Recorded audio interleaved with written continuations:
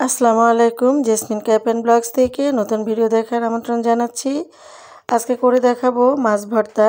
শীতের সময় কিন্তু ভর্তা খেতে অনেক ভালো লাগে, সেই জন্য আজকে আমি একটি ভর্তা রেসিপি নিয়ে আসছি। আশা করব ভালো লাগবে। ভালো লাগলে লাইক কমেন্ট শেয়ার করবেন, আমার পাশে থাকবেন। আর এখানে আমি রুই মাছ নিয়েছি, আর ধনিয়া পাতা, কাঁচা মরিচ, পেঁয়াজ, আরও কিছু উপকরণ লাগবে, এক এক করে দেখিয়ে দিব। আমি এখান থেকে কিছু মাছ নিয়ে ভর্তা করব। আসেন তাহলে কিভাবে করছি দেখে নিন। প্রথমে চুলায় একটা ফ্রাই প্যান দিয়েছি, আর এখানে আমি 3 টেবিল চামচ সাদা তেল দিয়ে দিলাম। তেলটা গরম হলে 2টা শুকনা মরিচ দিয়ে দিলাম, অনেকে লাল মরিচ বলে থাকি আমরা। তো লাল মরিচ 2টাকে একটু লাল লাল করে ভেজে নিলাম।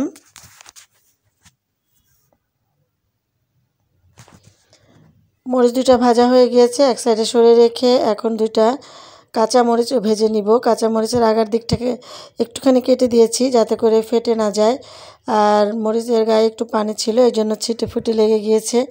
যাই হোক, কাঁচা মরিচ 2টাও ভাজা হয়ে গিয়েছে, এক সাইডে সরিয়ে রেখে এবার আমি এখানে 2টা পেঁয়াজ কুচি দিয়ে ভালো করে নেড়েচেড়ে ভেজে নিব। ভিডিও ভালো লাগলে আপনি যদি আমার চ্যানেলে নতুন হয়ে থাকেন, আমার চ্যানেলটি সাবস্ক্রাইব করার অনুরোধ রইল। পাশে থাকা বেল আইকনটি ক্লিক করে দিবেন, তাতে করে আমি যখনই নতুন কোনো ব্লগ ভিডিও দিব আপনি সবার আগে নোটিফিকেশনে দেখে নিতে পারবেন। ফেসবুক পেজ থেকে দেখলে আমার পেজটিকে লাইক আর ফলো করে দেওয়ার অনুরোধ রইল। পেঁয়াজটা ভাজা হয়ে গিয়েছে, এখন আমি এক মুঠো ধনিয়া পাতা কুচি দিয়ে দিলাম। ধনিয়া পাতাটাও এর সাথে একটু হালকা করে ভেজে নিতে হবে।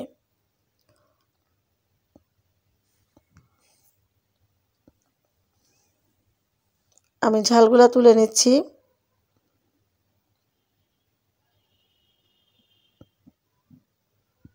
প্রিয় দর্শক, এখনও যদি একটা লাইক দিয়ে না থাকেন, প্লিজ প্লিজ একটা লাইক দিয়ে দিবেন, আমার অনুরোধ রইল।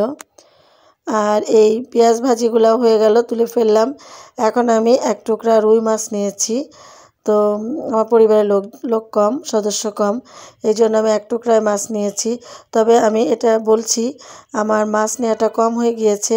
অনেকটাই ভর্তা হয়েছিল, কিন্তু এত মজা হয়েছিল ভর্তাটা যে আমার মনে হচ্ছে 4-5 টুকরা মাছ নিয়ে ভর্তা করলে হয়তো ভালো হতো। কাড়াকাড়ি করে সবাই খেয়েছে। তো আপনারা একবার একটু এই ভর্তাটা করে দেখবেন, অত্যন্ত সুস্বাদু একটি ভর্তা। যে কোনো মাছ দিয়েই করতে পারেন। আমি আজকে রুই মাছ নিয়েছি, আপনি যে কোনো মাছ দিয়ে করতে পারেন। সেক্ষেত্রে কাঁটাটা কিন্তু খুব ভালো করে বেছে ফেলতে হবে। আর মাছটাকে আমি সামান্য একটু হলুদ লবণ মাখিয়ে নিয়ে তেলের উপরে ভেজে নিচ্ছি। একটু লাল লাল করে ভেজে নিলে ভালো হয়। মাছটা ভাজা হয়ে গিয়েছে আমার, এখন নামিয়ে নিয়ে ঠান্ডা করে কাঁটাটা বেছে নিব। তো এই যে মাছ ঠান্ডা হয়ে গিয়েছে, আমি কিন্তু কাঁটাটা বেছে নিচ্ছি। এভাবে হাত দিয়ে একটা একটা করে কাঁটা বেছে ফেলে দেওয়াই ভালো, তাতে করে রিস্ক কম থাকবে,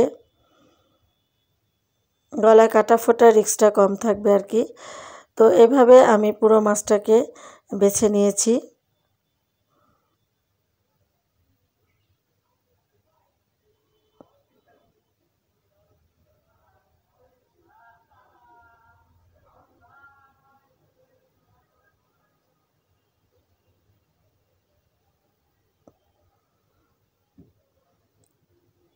বেশ বড় বড় কাটা আছে কিন্তু এই মাছে। তো বড় ছোট সব রকম কাটা কিন্তু বেছে ফেলতে হবে। আর খুব বেশি কাঁটাওয়ালা মাছ নেওয়া যাবে না, তাহলে কিন্তু কাটা বাছতে বাছতে সময় চলে যাবে। তো কাঁটাওয়ালা মাছ না নিয়ে অল্প কাটার মাছ নিতে হবে। এই দেখেন বড় বড় কাটা যেগুলা, সেই মাছগুলা নিলে ভালো হয়। আর সম্ভব হলে পেটের মাছ নেবেন, তাতে করে কষ্টটা একটু কম হবে। পেটের মাছে তো বড় বড় 2-3টা কাটা থাকে, সেই কাটাটা ফেলে দিলেই হয়ে যায়। তো আমি সম্পূর্ণ মাছটা বেছে নিচ্ছি।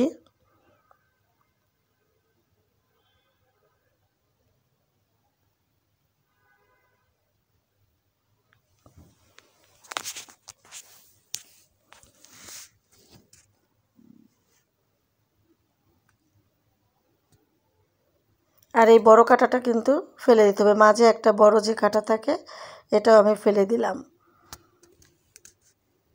এবার আরও কিছু ছোট কাঁটা আছে, এগুলাকে একটু খুব খেয়াল করে বেছে নিতে হবে।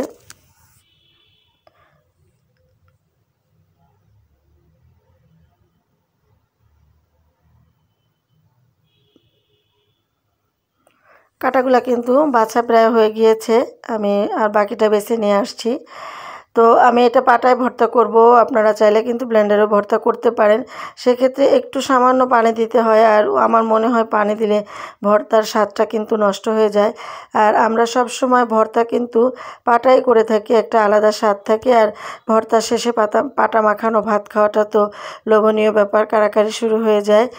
এটা আমাদের মা শিখাইছেন যে পাটায় বেটে তারপরে পাটা মাখানো ভাত। তো যাই হোক, এখানে আমি মরিচগুলো আগে বেটে নিচ্ছি, একটু লবণ দিয়ে দিয়েছি তাতে করে মরিচগুলো বাটতে সুবিধা হবে। তো মরিচগুলো আগে আমি বেটে নিচ্ছি। ধনিয়া পাতাটাও পেঁয়াজটাও বেটে নিচ্ছি একসাথে।